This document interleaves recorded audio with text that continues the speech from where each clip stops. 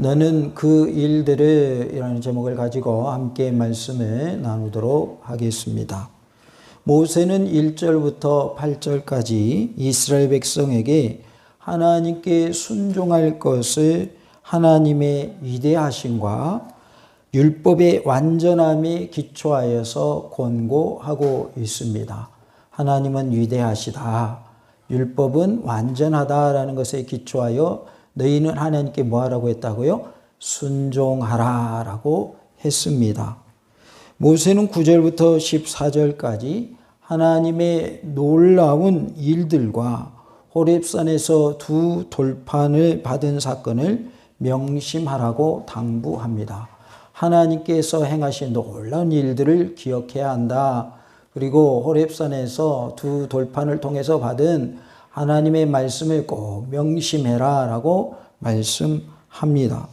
본문을 통해서 너는 그 일들을 어떻게 하라고 하셨는지 살펴보므로 큰 은혜가 임하는 말씀 충만, 은혜 충만, 성령님으로 충만한 시간 되기를 원합니다. 너는 그 일들을 내 아들들과 내 손자들에게 알게 하라라고 말씀하십니다. 9절에 오직 너는 스스로 삼가며 내 마음을 힘써 지키라. 그리하여 내가 눈으로 본 그 일을 잊어버리지 말라. 내가 생존하는 날 동안에 그 일들이 내 마음에서 떠나지 않도록 조심하라. 너는 그 일들을 내 아들들과 내 손자들에게 알게 하라라고 말씀합니다. 하나님께서 행하신 일들과 하나님께서 주신 십계명의 말씀을 너희들은 잊지 말고 너희들뿐만 아니라 내 아들들과 내 손자들에게 알게 해라 라고 말씀을 하고 있어요. 그래서 그 일들을 내 아들들과 내 손자들에게 알게 하라라는 말씀은 그 일들을 내 자녀손들에게 가르치라라는 말씀인 것이죠. 그래서 우리도 어린이 주일을 맞이하여서 특별히 자녀들과 손자, 손녀들과 후손들에게 하나님이 행하신 일과 하나님의 말씀을 가르쳐서 그들로 하여금 알게 함으로 하나님의 말씀을 깨닫고 하나님을 믿고 구원함을 얻는 복을 누리는 놀라운 은혜가 있기를 원합니다. 우리의 가정의 복음화가 온전히 이루어져서 천대 만대 일까지 구원의 복이 많은 믿음의 명문가를 이루는 복된 가정들이 다 되시기를 간절히 원합니다. 다 같이 해봅시다. 하나님이 행하신 일들과 하나님의 말씀을 자녀손들에게 가르칩시다. 우리가 하나님이 행하신 놀라운 일들과 하나님의 말씀을 우리의 자녀들과 손자, 손녀들과 후손들에게 가르쳐서 그들로 하여금 하나님의 말씀을 깨달아 알고 하나님의 말씀대로 지켜 행하도록 하는 일에 우리 모두가 크게 쓰임받는 은혜가 있기를 원합니다. 가르치면 배우게 되어 있어요. 그러나 가르치지 아니하면 배울 방법이 없습니다. 그렇기 때문에 우리는 가르쳐야 합니다. 듣든지 아니 듣든지 가르쳐야 돼요. 안 듣는 것 같지만 다 그 가운데서도 다 듣고 있어요. 어린 아이들 보면요 막 뛰어다니죠. 근데 나중에 물어보면요 무슨 말씀이 있는지 다 알고 있어요. 아이들이 뛰어다니는 것 같지만 뛰어다니면서도 뭐 하더라? 하나님의 말씀을 들어요. 그러니까 아이들이 안 오는 것이 문제지 뛰어다니는 게 문제가 아닌 거예요. 와서 떠들더라도 뛰어다니더라도 하나님의 말씀을 듣게 해야 한다 그 말이에요. 그러면 어려서부터 말씀 교육이 이루어지므로 늙어서도 그 말씀을 떠나지 아니하고 계속해서 죽을 때까지 하나님의 말씀을 지켜 행하는 믿음의 사람이 될 줄로 믿습니다. 우리의 가정이 말씀 교육이 이루어져서 하나님의 말씀으로 충만한 가정이 되고 은혜가 충만한 가정이 되고 성령님으로 충만한 가정이 되고 믿음의 유업이 천대 만대까지 이어지는 복된 가정들이 다 되시기를 간절히 원합니다. 다 같이 해봅시다. 믿음의 가정 이룹시다. 믿는 부모들의 가장 큰 소원이 뭔지 아십니까? 자녀들이 예수님 잘 믿고 천국 가는 겁니다. 손자, 손녀들과 후손들이 천국 가는 겁니다. 나머지 복은 그 다음 복으로 생각하지 다른 복을 생각하지 않아요. 이게 바로 영적인 부모들의 모습입니다. 영적인 부모님들은 자녀들이 잘 되기를 원해요. 그 잘 되는 첫 번째가 뭐라고요? 영혼이 잘 되어서 어디 가는 거? 천국 가는 겁니다. 좀 지지가 안 돼서 집에서 놀고 있어도 그것이 문제가 아닙니다. 그 영혼 구원받아야 됩니다. 우리 아이가 아직 결혼 못했어도 그게 문제가 아니에요. 우리 아이가 천국 가야 돼요. 우리 아이가 공부를 잘해서 우수한 성적으로 졸업을 했고 직장생활 잘하고 있고 결혼도 했다 할지라도 예수님 안 믿으면 우리 믿음의 부모님들에게는 걱정거리인 거예요. 근심거리인 거예요. 왜? 예수님 안 믿기 때문에. 그래서 제일 중요한 부모님들의 소원이 뭐라고요? 자녀들의 구원입니다. 그 다음 문제는 두 번째 문제예요. 첫 번째 문제는 영혼 구원이다 그 말이에요. 그래서 우리가 믿는 부모님들은 감사하며 사시기 바랍니다. 왜요? 내 아이가 예수님 믿고 있기 때문에. 혹 안 믿는다면 하나님이 내 자녀를 구원해 주실 것을 믿고 감사하시기 바랍니다. 우리의 일평생 소원이 뭐냐면 가족 구원이에요. 내 부모, 내 배우자, 내 자녀, 내 형제들, 내 손자, 손녀들, 후손들 구원받는 것. 이게 우리의 소원이다 그 말이에요. 다른 것이 소원이 되면 이게 앞뒤가 바뀐 것이 되고 말아요. 그래서 우리의 우선순위는 구원에 초점을 맞춰야 할 줄로 믿습니다. 그리고 그 다음 육적인 복도 하나님이 주실 줄로 믿고 기도하는 가운데 응답되어지는 놀라운 은혜가 있기를 간절히 원합니다. 우리 올 가정의 달을 맞아서 감사가 넘치는 우리의 모습이 되기를 원합니다. 자녀가 없는 집에는 자녀가 있기를 소원이죠.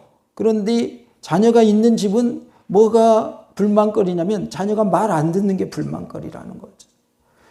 또 자동차가 자가용이 없는 사람은 자가용이 있으면 참 좋겠다 그래요. 그런데 자가용 갖고 있는 사람은 더 좋은 차, 고급 차를 원해요. 그러다 보니 뭐가 없어요? 감사가 없는 것이죠. 우리는 우리의 삶 속에서 나의 형편 속에서 감사하며 살 수 있기를 원합니다. 우리는 원망 불평하기보다는 감사할 수 있어야 하겠습니다. 걸어 다니는 것도 어떤 분들에게는 그것이 소원입니다. 왜요? 못 걸으니까. 그런데 우리는 걸어 다니면서 원망 불평, 온갖 원망 불평하며 살고 있지는 않습니까? 우리는 기적의 삶을 살고 있어요. 걸어 다니잖아요. 왜요? 못 걷는 분들에게는 걸어 다니는 게 기적입니다. 병이 들어서 아픈 분들에게는 건강한 것이 기적인 것입니다. 우리 건강하게 잘 살고 있는데 다른 거 가지고 원망 불평할 것이 아니라 건강 주신 하나님께 감사하며 살 수 있기를 원합니다. 감사할 때 하나님의 놀라운 기적의 역사가 더 많이 일어날 줄로 믿습니다. 내가 변하는 것이 우선일까요? 내 주변의 사람이 변하는 게 우선일까요? 내가 먼저 변해야 합니다. 그런데 우리는 그걸 잊고 살아요. 하나님 내 남편 변화시켜 주세요. 하나님 내 아내 변화시켜 주세요. 하나님 내 자녀 변화시켜 주세요. 내가 변해야 되는데 다른 사람을 향하고 있어요. 나를 향해서 하나님 나 좀 변화시켜 주세요. 내가 변화되게 하셔서 내 아내가, 내 남편이, 내 부모가, 내 자녀가 변화되게 해주세요. 이렇게 해야 되는데 그러지 못하고 하나님 우리 남편만 변화되면 우리 집은 평안할 것 같아요. 이러고 있지는 않습니까? 하나님 우리 아내가 변화되어야 되는데요. 아직도 멀었네요. 하나님 언제나 우리 아내 변화시켜 주실 겁니까? 이러고 있지 않습니까? 저를 돌아보니까 하나님 어떻게 하면 좋습니까? 하고 딴 사람을 향해서 기도하고 있더라고요. 제가 변화되어야 되는데 하나님이 말씀하시는 것 같아요. 야, 저 사람 모습이 네 모습이야. 네 모습인데 왜 너는 너를 변화시켜달라고 기도하지 않고 다른 사람 변화시켜달라고 하느냐? 아내 변화시켜달라고 그러고 성도 변화시켜달라고 그러고 자식 변화시켜달라고 그러느냐? 하나님이 그러신 것 같아요. 그러한 마음을 주셨어요. 여전히 변화되지 않는 저의 모습을 볼 때 너무나도 마음이 아파요. 나는 왜 이렇게 변화가 되지 않을까? 요즘 기도 제목 중에 하나입니다. 하나님 저를 변화시켜 주세요. 제가 변해야 성도들이 변합니다. 제가 변해야 아내가 변하고 제가 변해야 자녀들이 변합니다. 하나님 저 좀 변화시켜 주세요. 저희 기도 제목이에요. 남들 말하지 마시고 자신을 변화시켜 달라고 하나님께 구하시기 바랍니다. 내가 변화되면요, 주변도 변화되게 되어 있어요. 근데 그걸 우리가 놓치고 살더라고요. 저부터. 우리의 삶 속에서 나부터 감사가 넘쳐나는 모습이 되어지는 놀라운 은혜가 있기를 원합니다. 감사는 가정에 평안이 임하고 기쁨이 임하고 화목하는 가정이 될 줄로 믿습니다. 옆 사람과 인사합시다. 감사합니다. 감사를 많이 하시기 바랍니다. 오늘 이렇게 와주셔서 너무 감사합니다. 아무도 안 오시면 저 혼자 설교해야 됩니다. 근데 이렇게 와주셨어요. 얼마나 감사한지. 얼마 전까지만 해도 제 목소리가 잘 안 나왔어요. 목소리 주심에 하나님께 감사했어요. 지금은 회복됐잖아요. 목소리가 안 나와가지고 방송 나온 것도 소리를 알아듣기 어려울 정도로 방송이 나왔어요. 그런데 회복되게 해주셔서 얼마나 감사한지 몰라요. 하나님의 은혜를 매일매일 체험하며 사시기 바라고 감사하며 사시기 바랍니다. 감사할 때 하나님은 더 많은 감사의 기적을 우리에게 베풀어 주실 줄로 믿습니다. 우리가 아는 바대로 하나님께는 기적이 뭡니까? 일상입니다. 하나님이 하시고자 하면 너무 쉬운 게 기적입니다. 우리 입장에서는 기적이죠. 왜요? 죽다가 살아났으니 기적이고, 안 될 일이 됐으니 기적이고, 하나님이 도와주셨으니 기적이죠. 그런데 하나님의 입장에서는 일상이다 그 말이에요. 우리에게 복을 주시는 주체가 되신 분이 하나님이십니다. 그러기에 하나님께 구하시기 바랍니다. 우리의 가정의 행복도 하나님께 구하세요. 자녀의 구원도, 배우자의 구원도, 부모의 구원도, 형제의 구원도, 이웃의 구원도 하나님께 구하시기 바랍니다. 그러면 하나님이 반드시 우리의 기도에 응답해 주실 줄로 믿습니다. 9절에 보면 내 마음을 힘써 지키라라고 말씀합니다. 직역하면 내 생명을 힘써 지키라. 내 영혼을 힘써 지키라라는 뜻입니다. 마음은 하나님께 대한 신앙의 주체로서 우리로 하여금 그분의 말씀에 순종하게 합니다.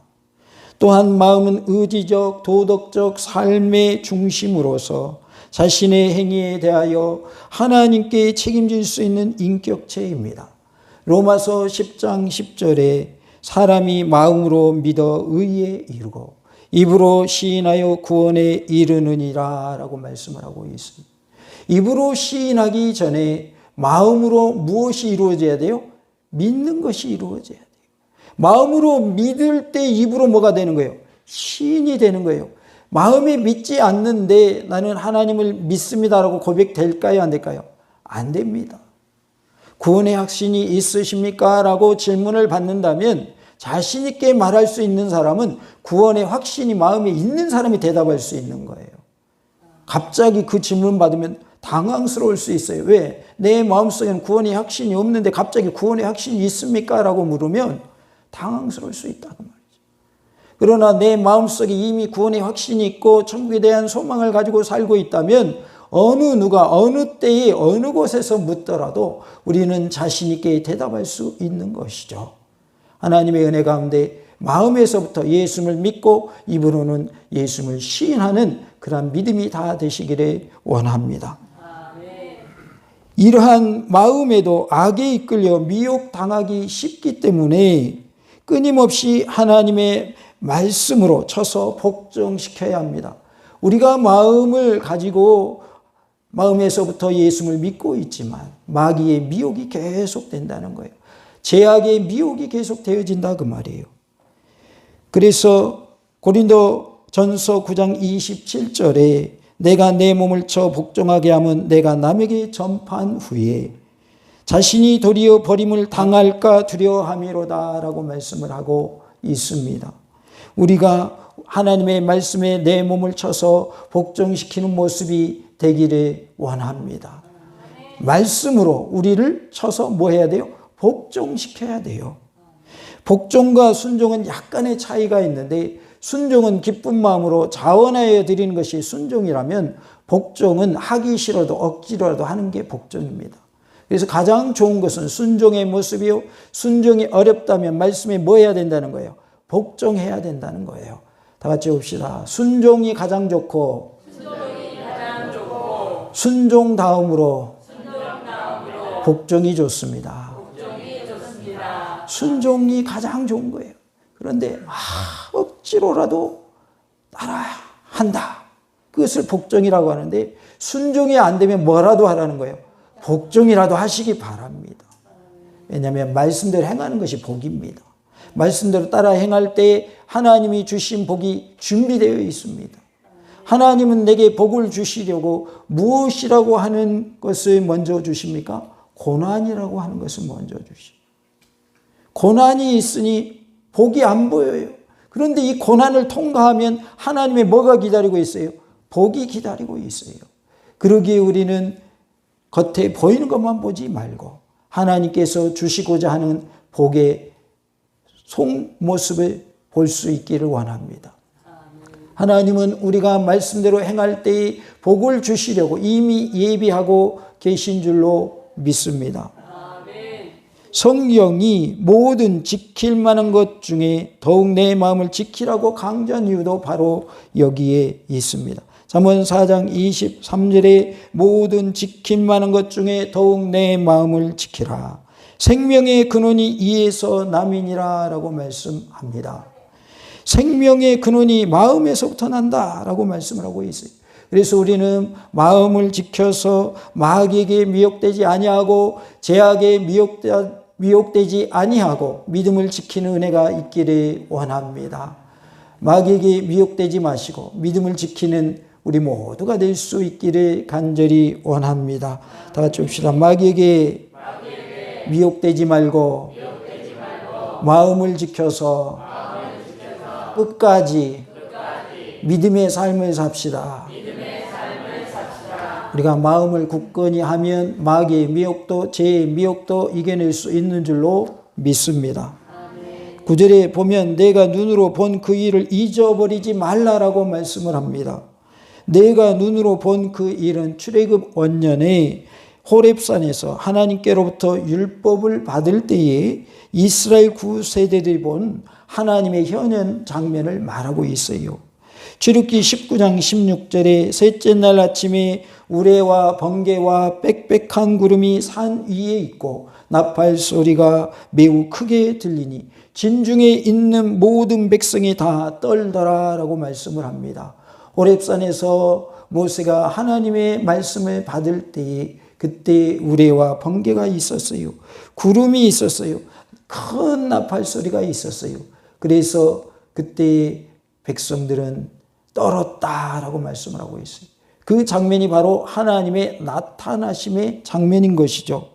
그런데 모세가 여기서 당시의 상황을 잘 알지 못하는 새 세대에게 너라는 말을 사용한 이유는 하나님의 언약 안에서 구세대와 새 세대가 하나의 공동체로 연결되어 있다라는 사실과 40여 년 전에 주어진 율법이 지금도 유효하다라는 사실을 강조하고 있습니다. 구세대와 신세대는 하나의 공동체를 이루고 있다. 그리고 40여 년 전에 주어진 말씀은 지금도 유효하다라는 것을 강조하기 위해서 너라는 표현을 사용하고 있습니다. 우리는 하나님이 하신 일들과 하나님의 말씀을 우리의 자녀들과 우리의 손자, 손녀들과 후손들에게 전해야 할 줄로 믿습니다. 그들에게 가르쳐서 알게 해야 합니다. 말씀 교육이 반드시 필요합니다.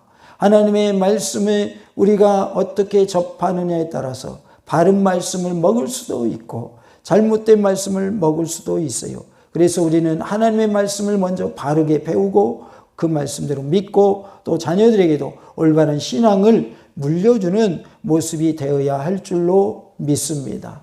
우리의 구원자는 누구밖에 없습니까? 예수님 한 분밖에 없습니다. 예수님 한 분만이 유일한 구원자입니다. 그러면 사람 중에 예수님을 대신할 자가 있습니까? 없습니까? 없습니다. 사람 중에는 그 어느 누구도 보혜사가 될 수 없고 성령님이 될 수 없고 예수님이 될 수 없고 재림주가 될 수 없습니다. 예수님만이 유일한 구원자이십니다.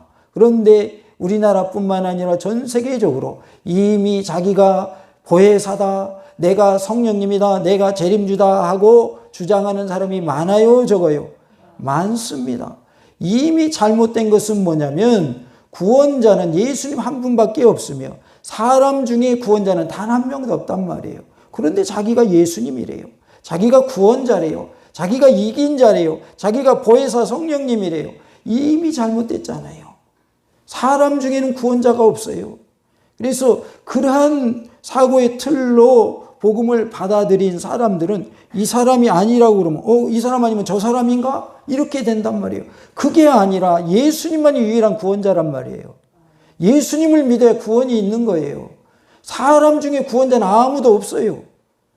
우리가 복음을 바로 알고 믿고 끝까지 이 복음의 터전 위에 굳게 서서 믿음을 지켜나가는 은혜가 있기를 원합니다. 다 같이 합시다. 예수님만이 유일한 구원자이십니다. 예수님 외에 다른 사람이 구원자라고 하면 그건 다 잘못된 거예요.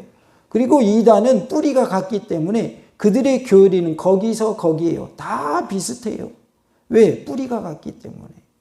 그래서 그들은 이 사람이냐라고 하면 이 이단이 되는 거고 저 사람이다 그러면 저 이단이 되는 거지 그들 중에는 구원자가 없는 거예요. 그러니까 어떻게 복음을 받아들이느냐에 따라서 그 틀이 형성되면 그 틀 안에서만 생각을 한단 말이에요. 그러기에 우리는 바로 알고 믿어야 합니다. 다 같이 합시다. 바로 알고 믿읍시다. 구원자는 누구밖에 없다고요? 예수님밖에 없어요. 내가 예수다, 내가 성령님이다, 내가 보혜사다, 내가 재림주다. 다 그거는 잘못된 거예요. 왜? 사람 중에는 어느 누구도 단 한 명도 구원자가 없기 때문에 그렇습니다. 다시 오시마 약속하신 예수님은 아직 오셨어요? 안 오셨어요? 재림의 예수님은 아직 안 오셨어요. 근데 지금 주장하고 있는 사람들은 다 자기가 재림주래요. 그들의 말이 맞다면, 그 사람의 말이 맞다면 우리 지금 이미 천국까지 있어야 맞는 거예요. 그게 성경이에요. 왜요? 재림하셨다면. 근데 우리 지금도 예배드리고 있잖아요. 천국 안 올라갔잖아요. 그 말은 예수님이 오신 거예요? 안 오신 거예요? 안 오신 거예요. 그런데 그렇게 주장하는데 왜 그러면 사람들이 빠져 있느냐? 미혹의 영에 빠져 있기 때문에 그렇습니다. 한 청년이 상담을 하자고 해서 상담을 해보니까 이단에 빠져 있어요. 이단에 빠져 있어요. 그가 우리 교회에 나올 때는 졸면서 예배드렸어요. 매번 졸면서 예배드렸어요. 그러더니 이단에 가서는 눈 번쩍 뜨고 배웠나 봐요. 이단은 아주 그냥 공부를 제대로 했더라고요. 그래가지고 이단에서 배운 거를 저한테 쫙 풀어주면서 이거는 이렇고 저거는 저런데요. 어떻게 생각하십니까? 그러면서 저보고 그 이단의 유튜브 방송을 꼭 보래요. 어이가 없어서. 이제 갓 공부 막 끊는 애가 목사님을 포섭하려고 그런 거예요. 목사님을. 저를 만만케 봤나 봐요. 얼마나 시원찮게 보였으면 저한테 접근을 했겠어요. 근데요. 저는 이미 무장이 되어 있는 사람이라 그런 말에 넘어가지 않습니다. 그들의 말은 처음부터 다 거짓입니다. 처음부터 거짓이라고요. 이단 그러니까 끝이 다르다. 다르리자 끝단자 써서 끝이 다르다 해서 이단이라고 용어는 그렇지만 처음부터 다른 게 이단이에요. 용어하고 실제 내용은 달라요. 왜냐하면 예수님이 구원자십니다. 예수님을 통해서만 구원이 있습니다. 그것을 가르치기 위해서 성경 공부를 시키는 게 아니에요.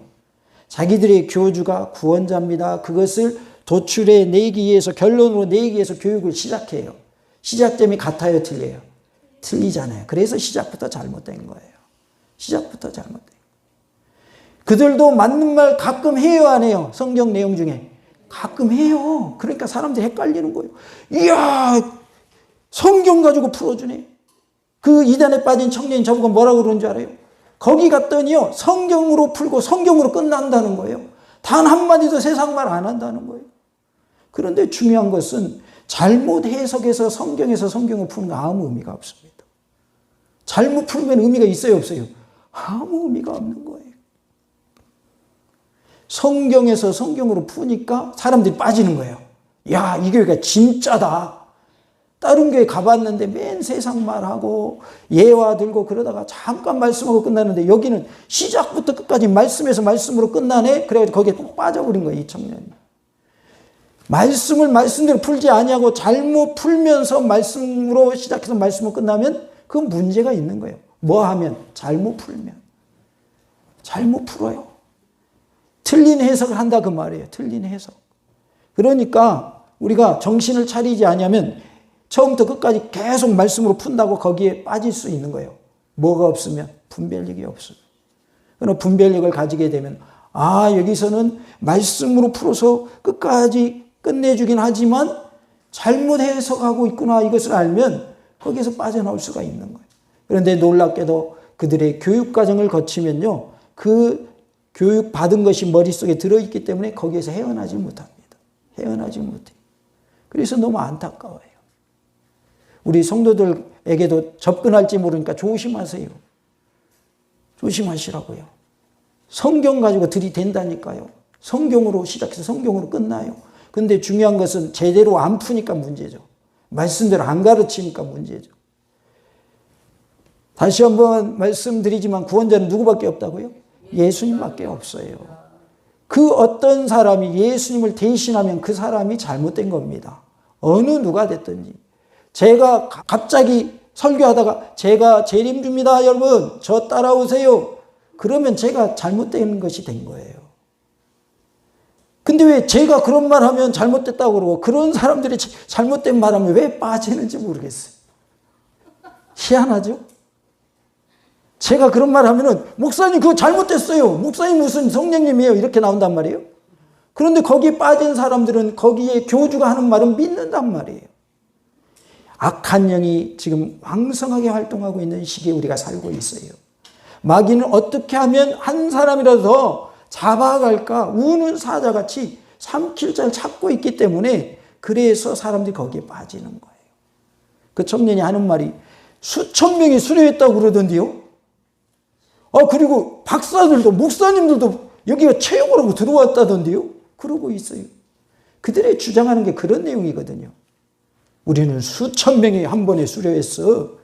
야, 다른 곳에 있던 그 다른 교단의 목사님도 우리 교단에 들어왔어. 우리 이단에 들어왔어. 그러면서 자랑한단 말이에요. 그러면서 뭐라 그러면 여기 이 이단이라고 하는 남들이 이단이라고 하는 여기가 잘못됐다면 왜 그 사람들이 빠지냐고. 그렇게 하면서 유혹을 합니다. 한 번 빠지잖아요. 거기가 잘못된 거 몰라요. 몰라. 가르쳐도 안 믿어요. 그 청년에게 제가 그랬거든요. 거기 잘못됐다. 빠져나와라. 절대 안 믿습니다. 제 말을 안 믿어요. 저보고 성경으로 다시 공부 좀 시켜달래요. 이단에서 빠져나오게. 그게 무슨 수법인 줄 알아요? 거기로 끌어들이기 위한 수법이에요. 저를 그리로 끌고 가려고. 대단한 녀석이에요. 한 교회 담임 목사를 끌고 가려고 해요. 우리가 하나님의 말씀을 바로 알지 못하면요. 미혹될 수밖에 없어요. 우리가 하나님의 하신 일들과 하나님의 말씀을 우리 자녀들과 손자, 손녀들과 후손들에게 가르쳐서 깨달아 알게 하고 예수님만 믿고 천국 가게 하는 놀라운 은혜가 있기를 원합니다. 아멘. 예수님만이 유일한 구원자이십니다. 아멘. 하나님만 구원자이십니다. 아멘. 예수님 안 믿고 구원받는 방법은 없으며 내가 예수님이라고 말하는 그 자체가 이미 잘못됐고 사람 중에는 구원자가 없습니다. 이미순 목사도 구원자 아닌 것처럼 그 어느 누구도 구원자 아니에요. 예수님만 구원자예요. 이거 하나만 기억하시면 절대 그들의 말에 속지 않을 수 있습니다. 끝까지 믿음을 지키시고 구원의 복을 누리는 놀라운 은혜가 있기를 원합니다. 다 같이 봅시다. 하나님의 하신 일들과 하나님의 말씀을 자녀들과 후손들에게 가르쳐서 알게 합시다. 우리 모두가 하나님의 은혜 가운데 우리의 가정이 믿음의 가정으로서 승리하고 천대 만대 이르기까지 구원의 복이 임하는 믿음의 명문가를 이루는 복된 가정들이 다 되시기를 간절히 원합니다. 할렐루야!